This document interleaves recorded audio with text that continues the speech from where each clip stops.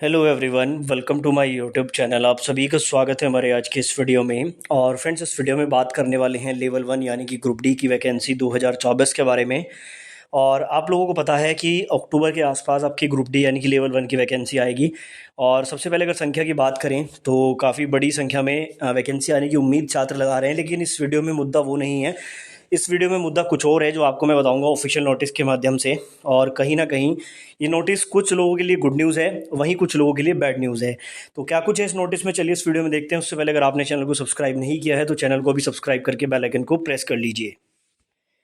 Friends, आगे बढ़ने से पहले आपको बताना चाहूँगा, अगर आप रेलवे ग्रुप डी या फिर एनटीपीसी की अगर तैयारी कर रहे हैं तो कुछ बुक्स मैं आपको रिकमेंड करूँगा, जिसमें अगर आप लोग अभी से तैयारी करेंगे तो आप अपनी तैयारी बहुत अच्छी कर सकते हैं। किरण पब्लिकेशन की रीजनिंग की बुक आती है, जिसमें रेलवे के सभी एग्जाम्स के क्वेश्चन आपको चैप्टर वाइज और टॉपिक वाइज देखने को मिल जाते हैं। वहीं ये सेम बुक जो है वो मैथमेटिक्स के लिए भी आती है, जिसमें 1996 से लेकर अभी तक के सभी रेलवे एग्जाम्स के क्वेश्चन आपको चैप्टर वाइज टॉपिक वाइज देखने को मिलते हैं। साथ ही अगर आप स्पेशली ग्रुप डी की तैयारी कर रहे हैं तो किरण पब्लिकेशन की 2024 का एडिशन है, जिसमें 40 सेट आपको मिलते हैं। 2022 के सॉल्व पेपर आपको मिल जाते हैं। यहाँ से आप लोग ग्रुप डी के क्वेश्चंस का लेवल चेक कर सकते हैं। और जो जनरल अवेयरनेस आता है उसके लिए आप किरण पब्लिकेशन की 27,000 प्लस फैक्ट्स की सार संग्रह ले सकते हैं। इन 4 बुक से आप रेलवे ग्रुप डी की बहुत अच्छी तैयारी कर सकते हैं, साथ ही एनटीपीसी की तैयारी भी बहुत बेहतर कर सकते हैं। तो देखिए यहाँ पर अपडेट क्या है मैं आपको बताना चाहूँगा। नॉर्थ वेस्टर्न रेलवे की तरफ से आप लोग देख सकते हैं यहाँ पर जो है 28/6/2024 यानी कि आज ही की डेट में एक नोटिफिकेशन इशू हुआ है, यानी कि एक नोटिफिकेशन निकला है। यहाँ पर लिखा गया है notification for recruitment against scout and guide quota on north western railway. यानी कि नॉर्थ वेस्टर्न रेलवे में स्काउट एंड गाइड कोटा की वैकेंसी निकली है। ये समय समय पर अलग जोन में निकलती है, तो यहाँ पर ये वैकेंसी निकली है। अब इस वैकेंसी में क्या इंपॉर्टेंट है आप लोगों के लिए वो मैं आपको बताने वाला हूँ। देखो, जैसा कि आपको बताया कि ग्रुप डी में क्वालिफिकेशन को लेकर बहुत ज़्यादा कन्फ्यूजन अभी तक फैला हुआ था।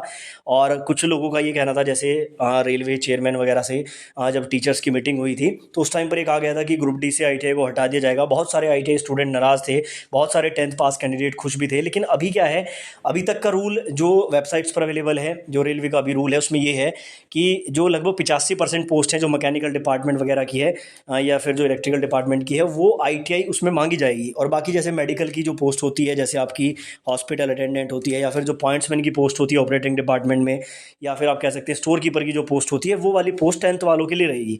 अभी तक इस चीज़ का कन्फर्मेशन नहीं मिला था, सभी को लग रहा था कि ये चेंज हो जाएगा जब वैकेंसी आएगी। लेकिन यहाँ पर एक बिल्कुल ऑफिशियल मैंने आपको दिखाया, नोटिफिकेशन 28 तारीख यानी आज ही को इशू हुआ है।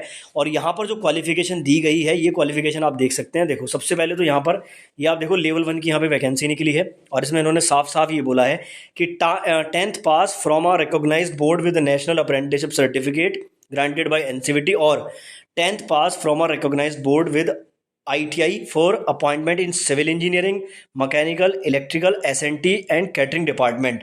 यानी कि या तो 10th के बाद आपने अप्रेंटिसशिप किया हो, या फिर 10th के बाद अगर आपके पास आईटीआई है तो आपके यहाँ पर एलिजिबल रहेंगे सिविल इंजीनियर वाली पोस्ट पर, मैकेनिकल वाली पोस्ट, इलेक्ट्रिकल वाली, एसएनटी और कैटरिंग डिपार्टमेंट वाली पोस्ट।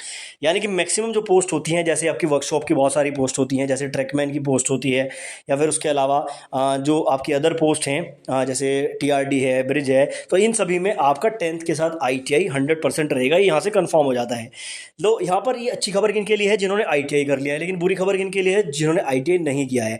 लेकिन जिन्होंने आईटीआई नहीं किया और वो केवल 10th पास है, तो उनके लिए भी अच्छी खबर यहाँ से निकलती है। सेकंड पॉइंट में इन्होंने क्या मेंशन किया है कि 10th पास और का यूज़ किया गया है कि या तो केवल 10th पास, या फिर अगर आईटीआई भी किया है, या फिर इक्विवेलेंट, तो आप लोग यहाँ पर एलिजिबल रहेंगे अदर डिपार्टमेंट। यानी कि जितने ऊपर डिपार्टमेंट बताए हैं, civil engineering, mechanical, electrical, SNT और कैटरिंग, इसके अलावा कुछ डिपार्टमेंट बचते हैं, जैसे कि मैंने आपको बताया मेडिकल डिपार्टमेंट। मेडिकल डिपार्टमेंट में कौन सी पोस्ट आती है, हॉस्पिटल अटेंडेंट वाली पोस्ट आती है। उसके अलावा ऑपरेटिंग डिपार्टमेंट इसी में आएगा आपका, नीचे वाले में ऑपरेटिंग डिपार्टमेंट में पोस्ट कौन सी आती है, पॉइंट्समैन की आती है।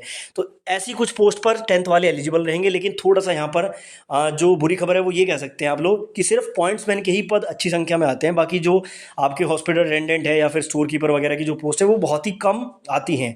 तो आप लोग कह सकते हैं कि अगर मान लो 100 सीट आती हैं तो 85 सीट तो रहेंगी यहाँ पर 10th प्लस आईटीआई वालों के लिए, और 15 सीट रहेंगी यहाँ पर केवल 10th के लिए। लेकिन यहाँ पर जो 10th प्लस आईटीआई है, ये 85 सीट तो रहेंगी, साथ ही इन 15 सीट्स पर भी अप्लाई कर पाएंगे। यानी कि अगर 100 सीट आती हैं तो ITI वालों के लिए पूरी 100 सीट्स अवेलेबल रहेंगी। अगर यहाँ पर जो है 100 सीट आती है तो 15 सीट रहेंगी केवल 10th वालों के लिए, और ये चीज़ 100% अब यहाँ से कन्फर्म हो जाती है। बाकी जब वैकेंसी निकलेगी ग्रुप डी की, हो सकता है स्टूडेंट फिर से बड़ा प्रोटेस्ट करें, हो सकता है रेलवे उनकी मांगों को मान ले या ना माने, तो वो फ्यूचर के बारे में हम बात नहीं कर सकते। लेकिन प्रेजेंट सिनेरियो ये कहता है कि भाई जो मैंने आपको बताया है यही रूल रेलवे में लागू रहने वाला है। ठीक है, तो ये था यहाँ पर पूरा इंपॉर्टेंट अपडेट, मैंने बिल्कुल सरल भाषा में आपको बताया। उम्मीद करता हूँ आपको समझ भी आया होगा। कोई क्वेरी कोई डाउट है तो कमेंट बॉक्स में आप लोग पूछ सकते हैं।